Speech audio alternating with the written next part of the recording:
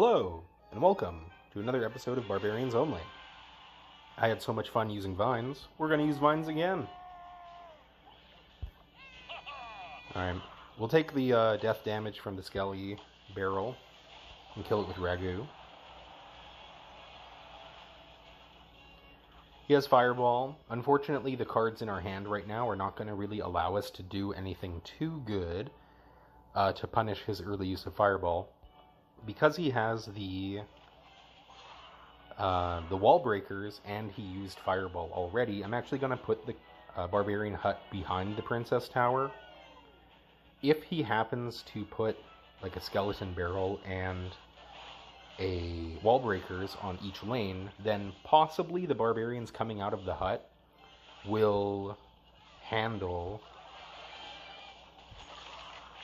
all of that. So will this... Oh, that's unfortunate. Would have been better if that broke on the hut. But we got two Barbs on the right side, and all things considered, we're not in a bad spot. Getting some good scouting off. You can see the cards that he has. We're just going to ignore this. I don't really care too much. Again, it would be nice with the Cannoneer, it would have killed one of those. But also with the Cannoneer, it would have less health overall. So you kind of got to weigh that. For the last couple seasons, I've actually swapped back to Princess because they keep nerfing the Cannoneer. And just don't want to put up with that anymore where I have to relearn the game every single time they patch. Quite frustrating when certain interactions change. Notably, the Cannoneer is not really as good against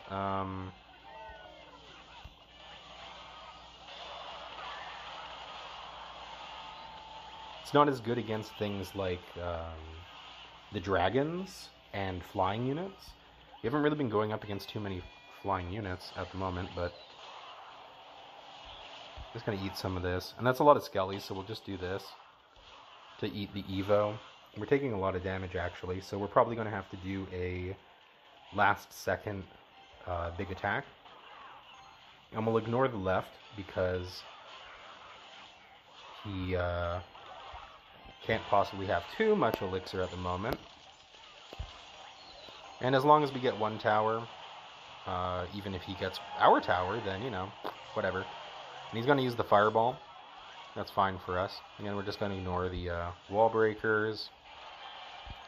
And we'll use some Barbarians on the barrel as it spawns.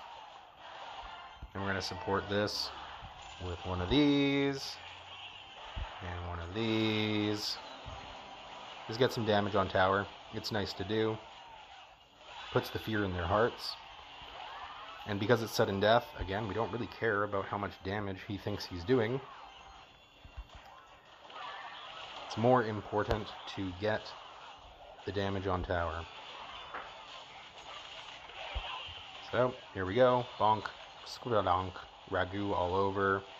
A nice Barbarian hit there. And that should be finished off with a Rage plus Freeze. So we'll give him some emote combo. Boom! And that's how you can kind of pull a game back. Like, remember, when you're playing Barbarians Only, it doesn't matter if he kills one of your towers. What matters is if you win the game. That's what matters.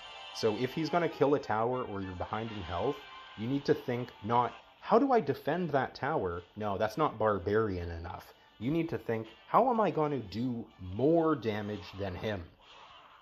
Because if he gets us to 99% health, or whatever you want to put that, and we do 100% health, then, we still win.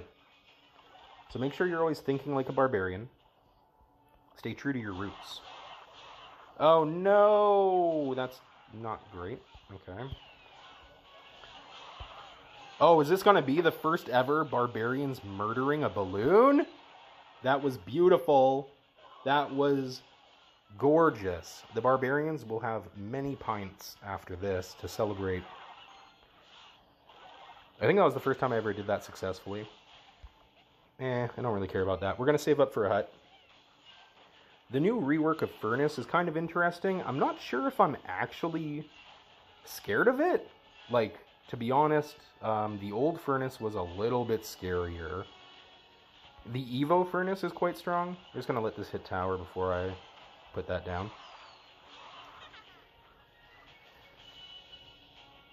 But because the new furnace is not a building, that's kind of a big deal. Like, obviously our opponent has a building.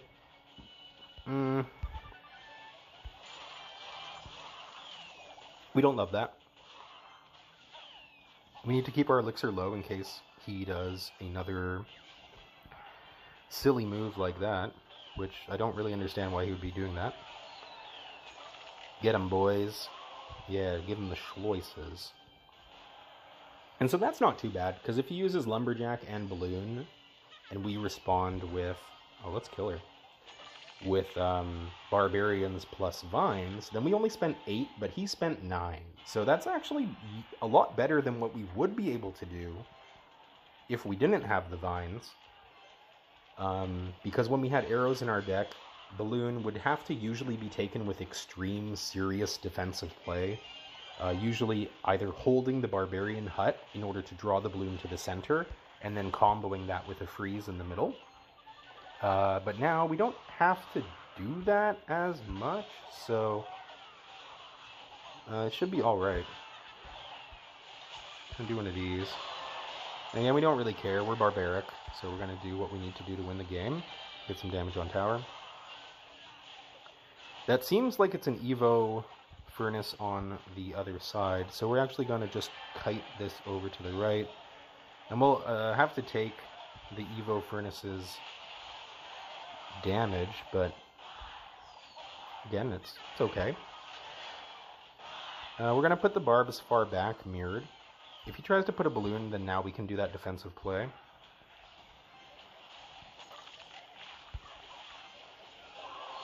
And we'll give these some chops. And we can still drag that to the center and hit that with a rage. And that's pretty good because as you see over there, we have a lot of Barbarians, and we got one of these. And maybe if we're really lucky, we can bonk it like that and get some more damage. Looking like a good position at the moment. If you don't have Vines in hand, then you need to make sure you're holding the hut for the balloon. We're going to play it a little bit further forward. I'm not really enjoying the rage in my hand at this moment. Oh, didn't hit the firecrack with that. That's too bad. If you do rage and mirror rage, you can get some funny combinations off. Oh, that was a huge fail. Wow. A colossal failure on missing absolutely everything with the Vines. But again, that's all right. I mean, we just got to remember it's triple elixir now, so let's really spam out the spells. Make sure we're getting it. We're going to bop, bop. And as long as we get this balloon down low enough, we should be okay. We're going to try to finish this off with some double Barbarian barrel timing. And the freeze to finish it. Come on, boys, chop them. There we go. Let's give him one of these. And so, yeah, I mean, against the balloon, it's not so bad. It used to definitely be a lot scarier. You can see there I wasn't really playing perfectly, but still managed to handle it. So we'll do one more here.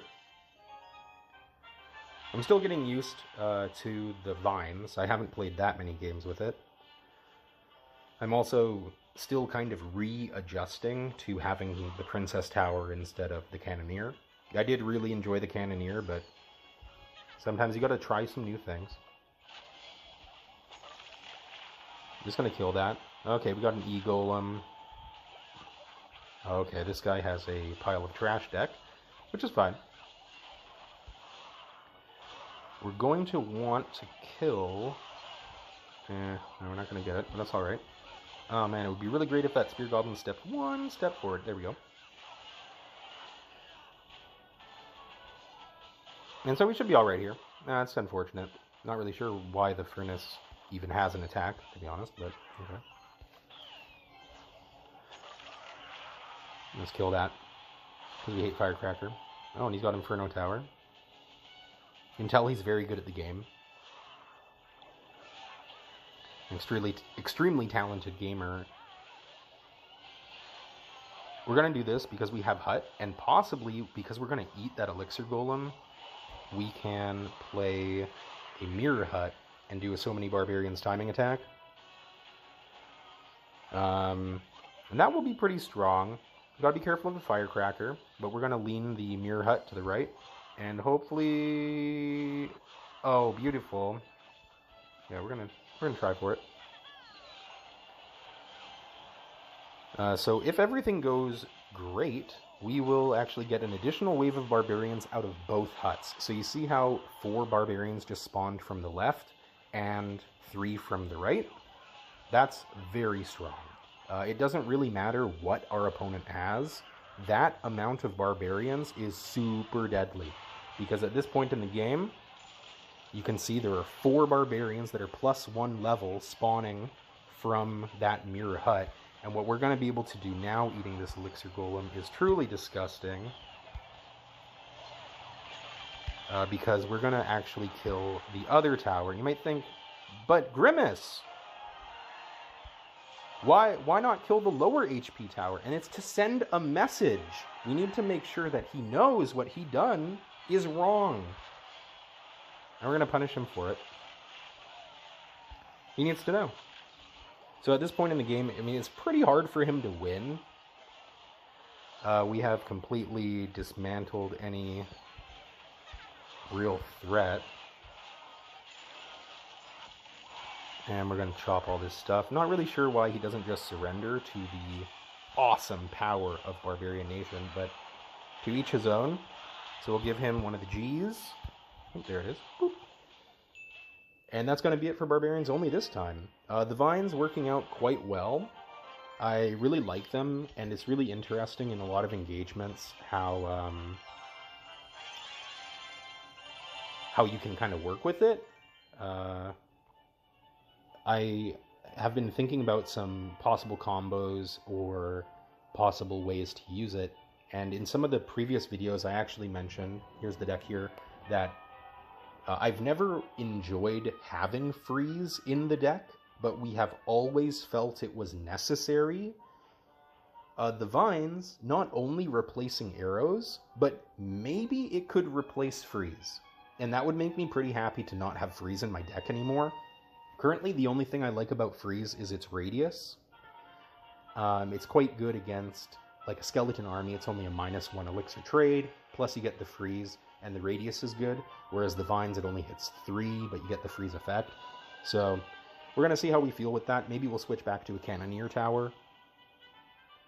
Maybe we'll put arrows back and replace freeze with the Vines. Maybe we'll get rid of Vines altogether. Not entirely sure yet, but these have been some fun games.